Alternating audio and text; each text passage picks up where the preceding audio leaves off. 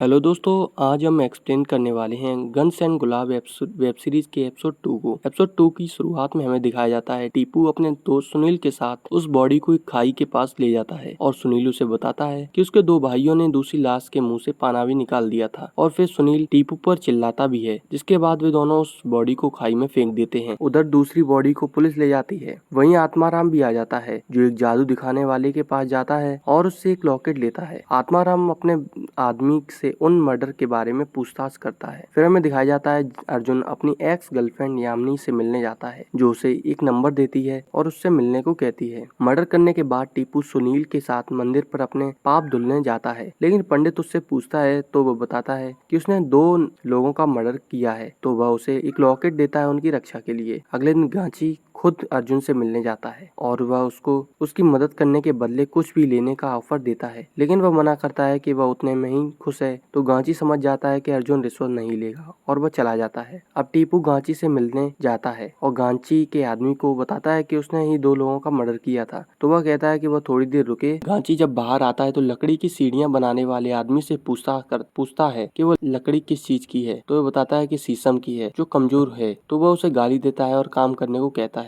गांची टीपू से मिलता है और टीपू उससे कहता है कि उसके पिता ने गांची के लिए काम किया है, तो आज वह उसकी मदद कर दे, उस पर केस न होने दे मर्डर का। गांची टीपू से कहता है कि वह उसके लिए काम करने लगी, तो टीपू उससे कहता है कि वह अपने पिता की तरह नहीं बनना चाहता। स्कूल में टेस्ट के रिजल्ट दिखाए जाते हैं, जहाँ लाल कृष्ण से ज्यादा नंबर लाकर ज्योत्सना टॉपर बन जाती है और उसे क्लास का मॉनिटर भी बना दिया जाता है। ज्योत्सना बताती है कि वह एक डिस्ट्रिक्ट ऑफ कलेक्टर बनना चाहती है। टीपू लेखा की बात से दुखी था, तो उसे याद आता है कि उस लेटर में कोई गड़बड़ी हुई है। तो वे अपनी दुकान पर एक लड़के से लेटर पढ़वाता है, जो बताता है कि उस लड़के ने लेटर में बहुत गंदी चीजें लिख दी थी। ये सुनकर टीपू को बहुत गुस्सा आता है, तो वह उन लड़कों को पकड़ता है और पूछता है कि लेटर किसने लिखा, और उनसे दोबारा लेटर लिखने को कहता है। तो गंगाराम उसे कहता है कि वह लेखा से प्यार करता है। तो टीपू उन दोनों को पकड़ लेता है और नन्नू से दोबारा लेटर लिखवाता है। तो वह कहता है कि बिना काने के वह लेटर नहीं लिख पाएगा। तो टीपू खुद बेसुरा गाना गाता है। तो नन्नू कहता है कि वह